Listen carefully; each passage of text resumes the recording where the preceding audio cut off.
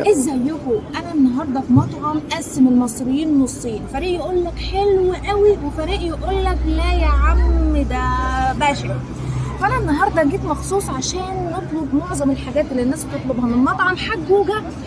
عايزه اقول لكم ان الجي بي اس سوحني يا جماعه، وجيت هنا في ساعتين ونص. بصوا بقى، اول حاجه عايزه ابدا بيها معاكم هي نص البطه على ورق العنب.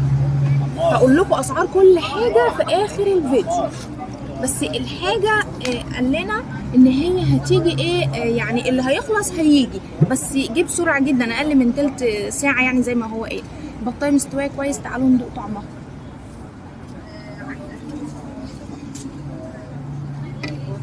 بصوا كل حاجه بقى النهارده هنقولها بما يرضي الله. محدش عارف ان انا بصور لابسه كمامه من اول ما دخلت عشان محدش يعرفني تماما، حتى وانا بطلب برضه لابسه الكمامه. بصوا بقى البطايه، نص البطايه صغير نسبيا، تمام، مش بطايه كبيره قوي، بس بطايه مستويه كويس قوي، طعمها مش مزفر خالص، والتتبيله بتاعتها لطيفه، اللي هي التتبيله اللي بنعملها في البيوت. نحاول ندوق بقى ورق العنب.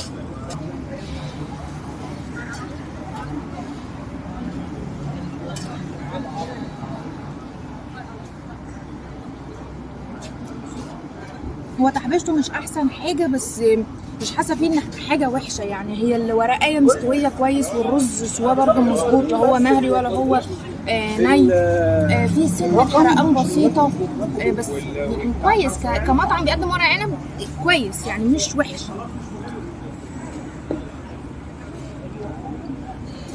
تعالى بقى كده شوف لي طبق الممبار دوت. تعالوا ندوق الممبار. انهي لون؟ ولا ماما قالت لك على حاجه؟ الممبار مش مقرمش من بره زي ما كلنا بنحب، بس هو من جوه التتبيله بتاعته كويسه، مستويه سنه زياده، بس برضو نفس طعم ورق العنب، ما اقدرش اقول عليها وحشه بصراحه. الممبار من بره بالذات بيبقى ليه طعم غريب كده، ما لقيتوش بصراحه هنا. بصوا بقى، انا نزل لي اصناف جديده، فحطيت البطه على جنب، وفي الاخر هقول لكم ايه اكتر حاجه عجبتني وايه اكتر حاجه مش المفروض انكم تطلبوها من هنا. دي اسمها ترويقه. انا قلت له انا عايزه ضلع لوحه ضاني، قال لي لا، اللوحه الضاني خلصانه.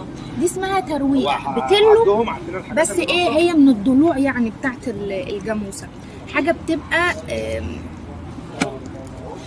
فيها دهون جامده جدا، مش عارفه اكلها ازاي. على شمالك مش في زراير، مش في بتاعه المروحه، وزرار جنبه بتاع سرعات تايمر. دي تحفه. دي ايه الترويقه دي؟ ايه الترويقه دي؟ بصوا انا ولا متفقه مع المطعم، انا جايه على سهوه، بس عجبتني جدا الترويقه دي. بس استنى ندوق الرز. انا ايدي طبعا اتبهدلت. يلا بينا ندوق الرز. هو رز ابيض ساده خالص، هو رز ابيض عادي جدا، عامل زي بتاع الفته، تمام. الطعم فيه مش اقوى حاجه يعني.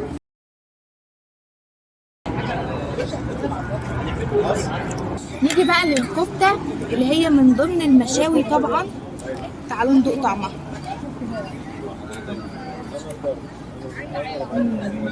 مش مستويه من جوه كويس، لونها كده بندي من جوه، مش مستويه كويس عشان الصباع تخين.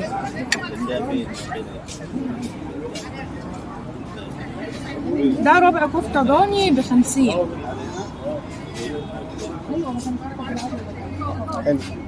تتبيلتها كويسه، لكن هي عايزه سوا شويه.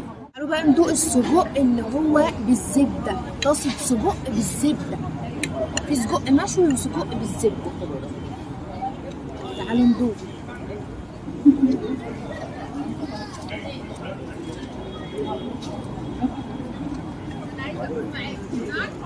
ده حاجه ممتازه والله، حاجه ممتازه جدا.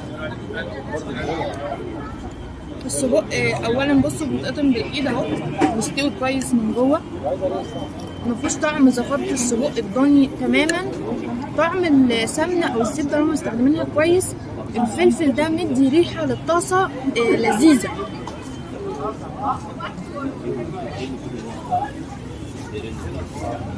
تعالى بقى ناخده بشويه طحينه. طبعا الطحينه والبابا غنوج والسلطه دي كلها حاجات مدفوع حقها بفلوس يعني. تمام، مفيش حاجه ببلاش هنا يا جماعه.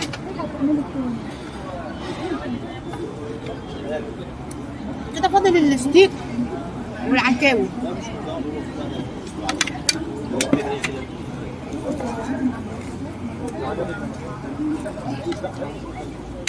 ده ربع ستيك وهقول لكم الاسعار كلها برضو في الاخر.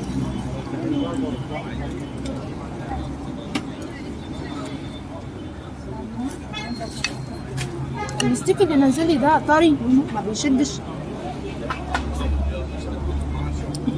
طعمه عامل زي الكباب بالظبط، اللي هو الكباب المشوي، هو ستيك مشوي، وهي اللحمه اللي ما فيهاش دهون ولا فيها عظم ولا ريش ولا كده، ما فيهاش بر قوي يعني، ما فيهاش زهنه تحلي طعمها، لكن هي لحمه سك ومش حاسه انها ناشفه يعني، ما وجعتليش سناني. ما كنتش حاسه ان انا هشكر والله انا جاي مش عشان اشكر خالص. اخر حاجه بقى هدوقها معاكم وهي طاجن العكاوي. انا كنت عايزه اجيب طاجن الحاج اللي هو فيه مخاصي وحاجه زي كده، بس قالوا لي لا خلص مفيش طاجن الحاج دوت، فجبت بداله طاجن العكاوي. تعالوا بقى شوفوا معايا كده العكاوي اللي حاططها الصغيره، مش اللي هي بقى حته العكاوي الجامده الكبيره دي، صغيره اهي.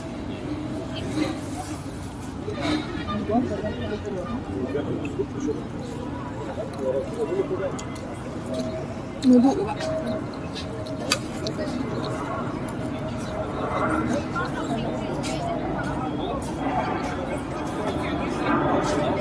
هو طاجن العكاوي مش احسن حاجه يعني، انا بحس ان انا بعمله في البيت احلى منه. يعني مش دسم قوي والبصل مش مكرمل او مستوي قوي او دايب قوي، لان طاجن العكاوي لازم البصل اللي فيه يكون دايب او مستوي قوي. لا ومع ذلك مش وحش بس مش حلو قوي. احنا كده دقنا كل حاجه، دقنا كل حاجه. طب ايه اكتر بقى حاجه عجبتني؟ اقول لكم الاسعار الاول. بصوا بقى الاسعار بقى عشان نبقى عارفين. البطايه بورق العنب اللي احنا كلناها في الاول دي ب 165 جنيه. عندك طاجن العكاوي العادي ده ب 135 جنيه. لحد دلوقتي سعره معقول. في ايه يعني؟ المنافسين بيبيعوه بنفس السعر تقريبا، ممكن اقل شويه او اكتر شويه. الستيك ب 80 جنيه، حتتين كده يعني غالي سيكا. طاسه الزبده دي ب 80 جنيه برضو حبه صغيرين. وربع الكفته ده ب 50 جنيه. تمام. الترويقه دي ب 170، وطبق ده ب 30 جنيه طبق الممبار ده. السلطات بقى بتتراوح من 5 ل 10 ل 15. طيب ايه اكتر حاجه عجبتني؟ لو انا جيت هنا اطلب ايه تاني؟ اكتر حاجه عجبتني هي الترويقه دي، يعني هي فعلا ترويقه، يعني تحس ان انت بتروق على نفسك كده. وتاني حاجه هي البطايه بورق العنب. وثالث حاجه هو السجق. بالنسبه لي باقي الاكل كان عادي يعني، اقدر اجيبه من اي حته، سواء الكفته او الستيك او الطاجن ده اقدر اجيبه من اي مطعم منافس. الممبار الى حد ما كويس، بس برضو ايه، عايز حته قرمشه. بس كده ده كان مطعم حجوجة. يا رب يكون عجبكم، وبقول لكم كل حاجه بما يرضي الله بجد، ومحدش هنا عارفني خالص زي ما قلت لكم كنت لابسه الكمامه. لو عجبكم الفيديو ده اعملوا لايك وشير، وكمان ما تنسوش تعملوا كومنت على الفيديو. باي باي.